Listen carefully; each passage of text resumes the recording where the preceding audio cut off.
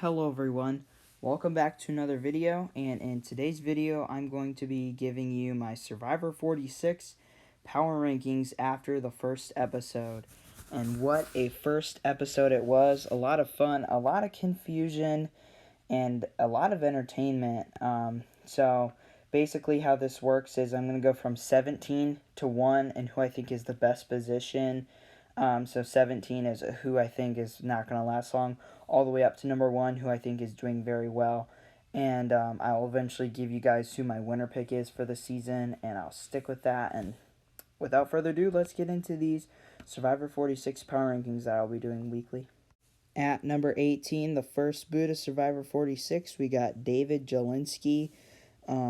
If you watched the episode, you knew he quit on the journey. He quit on the Sweat Savvy Challenge. He threw the hourglass. He quit on strategy talk when they got back to the camp. He just sat there and laid in the shelter. It just looked like he was so confident that he was staying. He sold on the puzzle. He thought several meant 7. I mean, this man was a hot mess, but hey, he was entertaining at least. But he's number 18 because he was the first person voted out. At number 17, I've got Jess. So on the purple tribe, which is Yanu, Jess is not in the majority. She's in the minority. And she was actually supposed to be the first person voted out if it wasn't for the series of mistakes made by Jalinski. It was highlighted that she's having a lot of problems with her ADHD, and it's really being a distraction. And I don't see her lasting very much longer, but I really do like her. At number 16, I've got Randon. So Randon threw out Venus's name early on in the episode, as you saw, and this Soda said that her quote-unquote Sodar went off, and she thought that he was a threat, and that if he sold Venus down the river, then he would sell her down the river, and everyone on the group thinks he's very manipulative, and I don't see him lasting very long because a lot of people think he's pretty sneaky and conniving. At number 15, I've got Venus. So she's a step above Randon, but she got her name thrown out there too. And as you see in the trailer for the next episode, she's getting in fights with people on the tribe, and she's getting lippy with them, which is not a good sign. And people were already throwing out her name because they thought she was like Parvati. So Venus could be in trouble, and I'm not putting her any higher than where she is right now. I like her, and I want her to do well, but I don't see it panning out for her. At number 14, I've got Tim. I just simply didn't see much from him, and in the conversations, he was included in some alliances, but other people just were like, Tim, really? I don't know. I just don't know how to feel about Tim, and I just kind of put him here because it just made sense to me. So number 14 is Tim. At number 13, I've got Liz. So my big problem with Liz is they highlighted her little mistake where she said she had 4 businesses and sold 2 of them. And Tevin was talking about how she must have a lot of money then. And other people need the money more than her. So there's just not a perfect world where I see Liz winning unless something crazy happens. They're highlighting a mistake like that. I just don't feel good about her chances, but she's a really good character. At number 12, I've got Jem. She's another one where she's in a good spot. It's just I really didn't get much from her, and there was 11 more people that I feel good about right now. I'm only judging based off of one episode, and she could go a lot higher or a lot lower. She's just right around the middle of the group right now. She's one of those ones where it's really hard to judge on, and so is the next person coming up on the list. Number 11, I've got Mariah. She's another one we didn't hear much from, but I put her one spot ahead of Jem because we got some emotional content from her, from Mariah. So that's a good sign that she could be sticking around for a while, or she could be prominent during the course of the season. But she's another one where right now she seems like she's in a great spot, but it's really, really hard to judge off of her. The next 10, I'll have a lot more to say, though. Number 10, I've got Banu. Banu is definitely a character. He showed a lot of emotion. Currently, he's in a majority alliance. We heard a lot from him, and Banu's in a pretty good spot right now. I like his chances so far. At number 9, I've got Charlie. So we saw Charlie very early on make his Charlie's Angels alliance, and he seems to be integrating himself socially very well with people. I don't think Charlie's going to go anytime soon.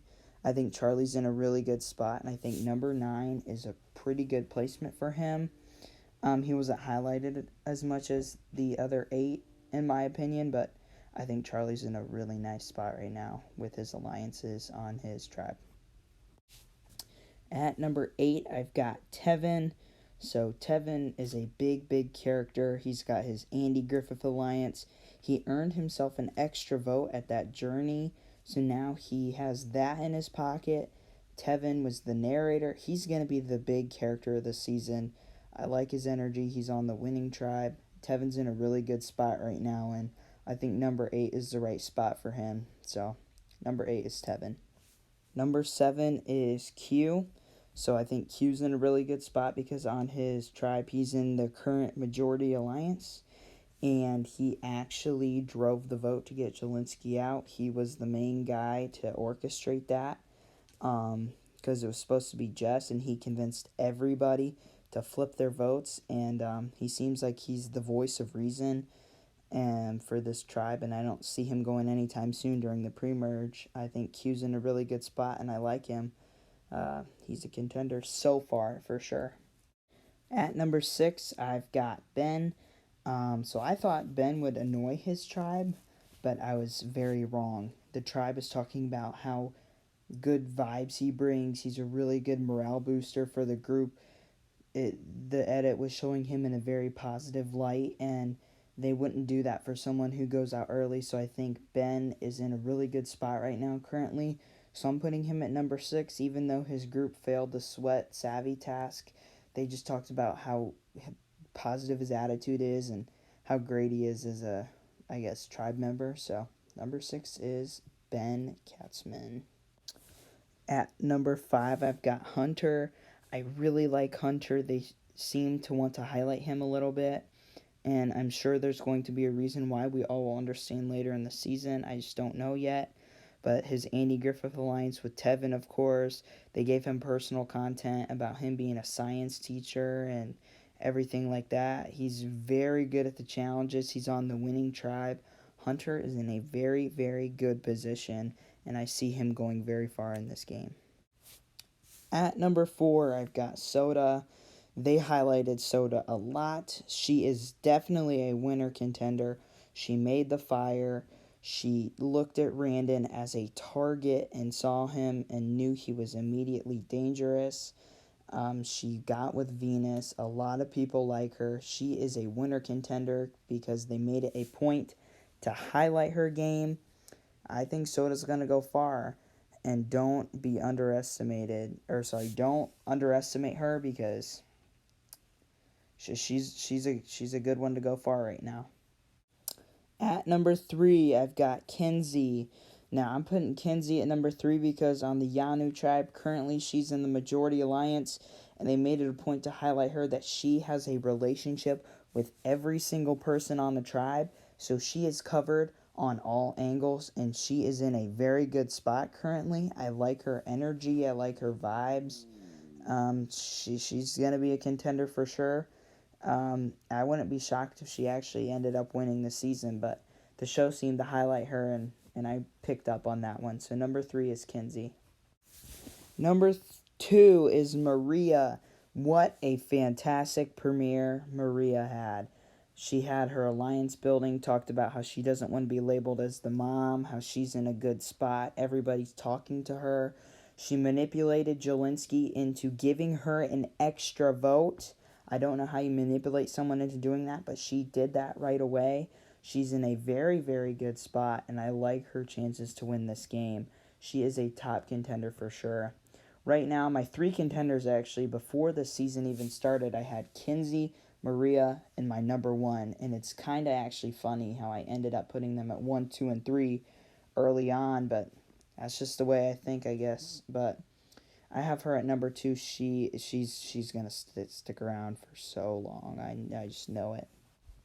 For me, number 1 is Tiffany. Tiffany is in the Yanu Majority Alliance. They made it a point to highlight her. I really like her energy. Her duo alliance with Kenzie is very, very entertaining to watch. And she currently is the only idol holder right now, and only her and Kenzie know about it. Oh, well, I think she actually maybe told Kyo. I don't remember, but and Banu, but anyway, yeah, she did. She actually did. That's right. She told them, but she's the only person in the game with an idol right now, and I think she's surrounded by a lot of people who aren't going to vote her out for a while. So Tiffany's in a really good spot. Anyways, if you guys enjoyed this video, please hit the like button and subscribe for more, because these power rankings will be coming out weekly, and I will see you in the next one. Goodbye, everyone.